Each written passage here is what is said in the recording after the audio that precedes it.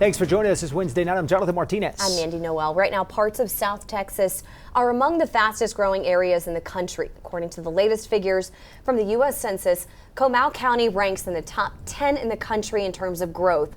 Right now, about 4.5 million people live along the I-35 corridor between here in San Antonio and Austin.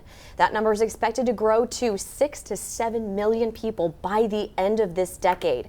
One of the big challenges is making sure the water supply can meet the demand of the skyrocketing population. And it's not only in cities like San Antonio, New Braunfels, and Austin, but also in rural areas, which is where water is needed to meet the agricultural demands there. News 4 San Antonio's Ethan Trejo has more on all these big concerns. Somebody's got to come up with water supplies to fill that need. Mark Friesenhahn is a former ExxonMobil engineer, now pecan farmer in New Braunfels. He says that on top of an already increasingly expensive price to continue agricultural work, farmers are now worried about the future of their water. We're economically being displaced because of the massive growth and the high cost of the replacement water. Simple as that. That growth that he mentioned is of Texas's growing population. While bigger cities like San Antonio will always be prioritized, rural farmers like Mark feel like sometimes they can get left in the dust. That's what Edwards Aquifers' Roland Ruiz says is an obstacle.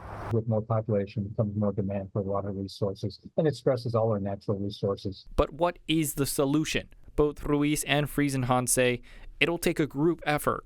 I think the more that the region can work together and pool those resources, bring all the brainpower that we can to the table to start to identify those potential solutions, the better off we'll be. Let's go back and study our individual region water situation better and see if we can put a statewide position together to work with the legislators. Until then, both farmers and aquifers agree that conservation will be the most beneficial strategy moving forward. Conservation is a tool, it's a management tool, but it's not a silver bullet. We need to plan our water supplies over the long term. The next water planning meeting for the South Central Texas area will be August 1st. Ethan Trejo, News 4, San Antonio.